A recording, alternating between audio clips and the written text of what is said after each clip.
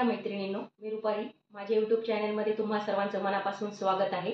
तर आपण आषाढी एकादशी निमित्त आपण उपवासाच्या रेसिपीज बघत आहोत. तर आज तुम्हाला मी आलू पराठा, उपवासाचा आलू पराठा आणि चटणीची रेसिपी दाखवत आहे. तर चला बघूया. 1 वाटी मी हा साबुदाणा घेतलेला आहे मैत्रिणींनो, आपला कच्चाच. आपल्याला साबुदाणा भाजून घ्यायचा आहे थोडासा. कढाई ठेवली मी गॅसवर, त्यात साबुदाणा ओतून घेतला. साबुदाणा मी छान 5 मिनिटं व्यवस्थित भाजून घेणार आहे. अगदी 4 ते 5 मिनिटात आपला साबुदाणा छान भाजला जातो. आता गॅस बंद करून घेते मी आणि साबुदाणा थोडासा आपल्याला गार होऊ द्यायचा आहे. हा साबुदाणा गार होतो तोपर्यंत मी हे तुम्हाला दाखवते पराठ्याचं. मी 4 बटाटे घेतलेले आहे मध्यम आकाराचे, शिजवून घेतलेले आहे. आता मी ते सोलून घेते. बटाटे सोलून घेते मी पूर्ण सगळे. बटाटे व्यवस्थित शिजून झाले. आता मी बारीक करून घेते व्यवस्थित. तुम्ही हाताने पण करू शकता, याच्याने एकदम फास्ट होतं. बटाटे छान क्रश करून झालेले आहेत. साबुदाणा एकदम गाळून गेलेला आहे. आता मी मिक्सरमधून याचं पीठ करून घेते व्यवस्थित. बघा मैत्रिणींनो, साबुदाण्याचं पीठ एकदम छान असं तयार झालेलं आहे, रेडी झालेलं आहे आपलं. आता आपण पराठे करायला घेऊया. हे 1 वाटी पीठ घेतलं मी मोजून, आणि हा जो बटाटा मी क्रश केलेला होता तो पण यात टाकून घेते मैत्रिणींनो. मी या 4 मिरच्या घेतल्या होत्या मैत्रिणींनो हिरव्या, त्या मी चिरून घेतलेल्या आहे, त्या यात टाकून घेऊया. 1 चमचा जिरं घेतलंय मी. चवीपुरता मीठ घेतलंय. व्यवस्थित आता हे पीठ मळून घेऊया आपण.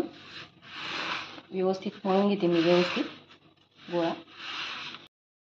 थोडंसं पाण्याची गरज वाटली तर थोडंसंच पाणी घ्यायचं आहे मैत्रिणींनो, आणि अशा शिंतडा द्यायचा आहे आपल्याला. गरज वाटली त्याप्रमाणे आपण थोडं थोडं पाणी ॲड करायचं आहे, अगदी नावाला एकदम. गोळा आपला रेडी झालेला आहे मैत्रिणींनो. जसं लागेल त्याप्रमाणे मी पाणी टाकलं आहे. तुम्ही अंदाज पाहूनच पाणी वापरा. बघा आपला गोळा छान तयार झालेला आहे. आता मी अशा लाट्या बनवून घेते. आपल्याला पराठे छोटे छोटेच लाटायचे. हे बघा या प्रकारे मी असे छोटे छोटे गोळे करून घेते. जास्त आपल्याला हे पीठ सैल पण भिजवायचं नाही आहे, जास्त कडक पण भिजवायचं नाही आहे, मीडियमच भिजवायचं आहे आपल्याला. गोळे करून घेतले मैत्रिणींनो मी. आणि साबुदाण्याचं पीठ आपल्याला आधीच काढून घ्यायचं आहे थोडंसं. आपल्याला ते जेव्हा आपण पराठा लाटू ना तेव्हा लागतं. आता आपण पराठे लाटून घेऊया. बघा असा गोळा मी पिठात बुडवते आणि लाटून घेऊया.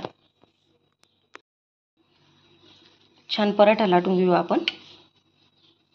आपल्याला छोटे छोटेच पराठे लाटायचे. आपला पराठा रेडी झालेला आहे मैत्रिणींनो. मी गॅसवर तवा ठेवून घेतलेला होता. तवा छान तापलेला आहे. तेल टाकून घेते थोडं आणि पराठा टाकते. आता आपण पलटून घेऊया आणि तेल टाकून घेऊया दुसऱ्या बाजूने. तेल लावून घेतलंय मैत्रिणींनो मी. छान तेल लावून छान शेकलंय. आपला पराठा रेडी झालेला आहे. आता मी सगळे पराठे करून घेते. पराठे रेडी झालेले मैत्रिणींनो. आता आपण चटणीची तयारी करूया. चटणीसाठी मी शेंगदाणे भाजून घेतलेले आहे. थोडीशी मिरची घेतलेली आहे. तुम्ही तिखट पण वापरू शकतात. थोडंसं जिरं आणि चवीपुरता मीठ. तुम्हाला जर कोथिंबीर चालत असेल तर तुम्ही कोथिंबीर पण वापरू शकता मैत्रिणींनो. ती अर्धवट मी मिक्सरमधून हे बारीक करून घेते. मग आपल्याला पाणी ॲड करायचं. अर्धवट दळून झालं की मग पाणी ॲड करायचं आपल्याला, आणि परत ते एकदा फिरून घ्यायचं छान. आपली छानपैकी चटणी तयार झालेली मैत्रिणींनो. तुम्हाला जर तडका द्यायचा असेल तर तुम्ही तेल टाकून किंवा तुपाची तडका देऊ शकता जिरं टाकून. मी काही तडका नाही देते याला. तर आपली चटणी एकदम रेडी झालेली. आपले उपवासाचे आलू पराठ्याची रेसिपी आणि चटणीची रेसिपी तयार झालेली मैत्रिणींनो. तर नक्की ट्राय करा माझ्या पद्धतीने आलू पराठ्याची उपवासाची रेसिपी. माझे व्हिडिओ आवडत असेल तर माझ्या चॅनलला सबस्क्राईब करा, लाईक करा, कमेंट करा आणि मला सपोर्ट करा.